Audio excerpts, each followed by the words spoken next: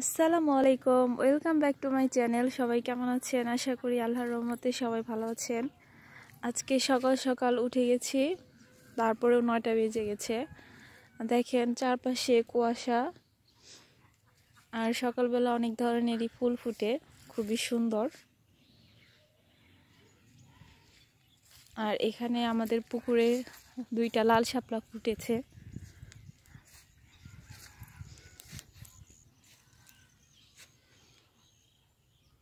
কিন্তু এত দূরে গিয়ে আনা সম্ভব না।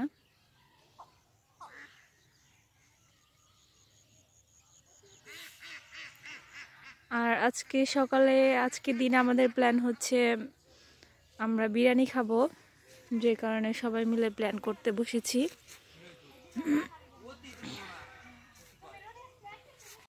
ইতিমধ্যে আমাদের মুরগি চলে এসেছে, যা যাবতীয় বাজার করার ছিল সেগুলো বাজার হয়ে গেছে। মুরগিগুলোকে ধোয়া হচ্ছে সুন্দর করে। দেখেন পোলাওয়ের চাল আনা হয়েছে, বিরিয়ানি রান্না করার জন্য যা যা লাগে সব কিছু আনা হয়েছে এখানে। এগুলো হচ্ছে এলাচ, দারচিনি, তারপর দুধের প্যাকেট আনা হয়েছে। এছাড়া ভেতরে হচ্ছে পেঁয়াজ, মরিচ, রসুন, এগুলো আছে, আদা, যেগুলো মেন উপকরণ। পেঁয়াজগুলো ছোলা হয়ে গেছে, এখন পেঁয়াজগুলোকে সুন্দর গোল গোল করে কাটতে হবে। ওরা সবাই সব কিছু করেছে, সিলিয়েছে, কিন্তু আমি কিছু করিনি, যে কারণে আমি পেঁয়াজগুলো একটু একটু করে চুলছিলাম। আর বিরিয়ানির পেঁয়াজগুলো আসলে গোল গোল করে কাটলে সেটা সুন্দর লাগে, ভালো লাগে, তো সেই কারণে আমি এইভাবেই কাটছিলাম।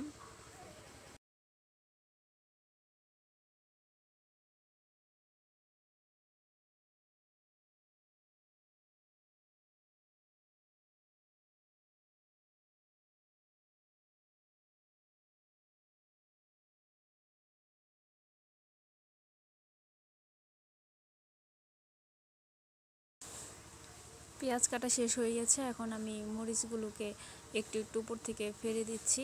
পুরোপুরি কাটা যাবে না, বিরিয়ানির মরিচগুলোকে এভাবেই কাটতে হয়। আর এটা হচ্ছে বিরিয়ানি মশলা, তো এটাকে আমি কেটে কেটে রেখে নিচ্ছি, কারণ পরবর্তীতে এটাকে যাতে ঢালতে সুবিধা হয়।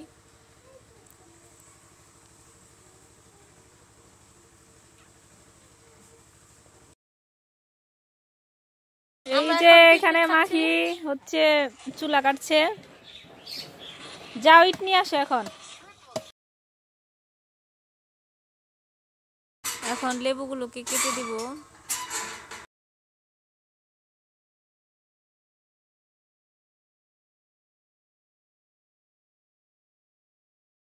বিরিয়ানিতে আসলে টক দই দিলে ভালো লাগে আরও বেশি, কিন্তু আমাদের কাছে যেহেতু টক দই আমরা অ্যারেঞ্জ করতে পারিনি, যে কারণে আমরা লেবুর রসটা দিয়ে দেব। এর জন্য আমরা প্রায় 5-6টার মতো কেটে নিচ্ছি, এগুলোকে আবার রস করে নিতে হবে। এই তো আমাদের মাংস কেটে কুটে ধুয়ে আনা হয়ে গেছে। এখন আমরা সব মশলাগুলোকে অ্যাড করে সুন্দর করে এগুলোকে আমরা জন্য রেডি করে নিব। দেখেন আদা, রসুন, জিরা, লেবুর রস, বিরিয়ানি মশলা, পেঁয়াজ, মরিচ, এলাচ, দারচিনি, তেল, লবণ, চিনি, মোটামুটি সব কিছুই আছে। এই দেখেন মাংস ধোয়া হয়ে গেছে, এখন সব মশলা দিয়ে মাখিয়ে নিব।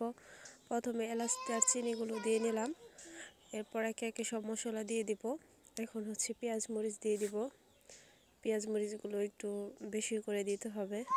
এরপর পেঁয়াজ মরিচ দেওয়া প্রায় শেষের দিকে হয়ে যাচ্ছে। এখন হচ্ছে আদা রসুন বাটা একসাথে বেটে নিয়েছিলাম আমরা, তো সেগুলো একসাথে করে একদম বেশি করে দিয়ে দিচ্ছি। অ্যান্ড জিরা বাটা দিয়ে দিচ্ছি। আর আপাতত আমরা 4 প্যাকেট দুধ এনেছি, আপাতত 2 প্যাকেট দুধ দিয়ে দিচ্ছি। মাংসের সাথে লবণ দিয়ে দিচ্ছি পরিমাণ মতো, এবং হচ্ছে কিছুটা চিনি অ্যাড করে দিব এখানে, তাহলে টেস্টটা খুব ভালো আসবে। চিনি খুব বেশি পরিমাণে দেওয়া যাবে না। এ পর্যায়ে হচ্ছে বিরিয়ানির যে মশলাটা ছিল সেটা আমরা অর্ধেকটা এখানে দিয়ে দিব। এরপর আমরা হচ্ছে তেল এনেছিলাম সেটা থেকে কিছুটা পরিমাণ মাংসের মধ্যে দিয়ে এখন এটাকে সুন্দর করে মাখিয়ে মিশিয়ে নিব।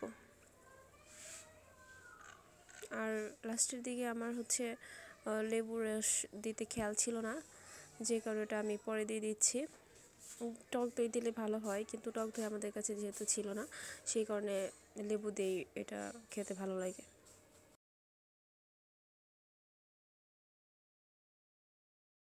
মাখিয়ে নেওয়া শেষ হয়ে গেছে। ইতিমধ্যে মাংসটা চড়িয়ে দেওয়া হয়েছে, এটা জাল হয়ে গেলে এরপর পোলাও চড়ানো হবে। তো পাতিলাটা বসিয়ে দিয়েছে, আমার 2 ফুপি মিলে রান্না করেছে।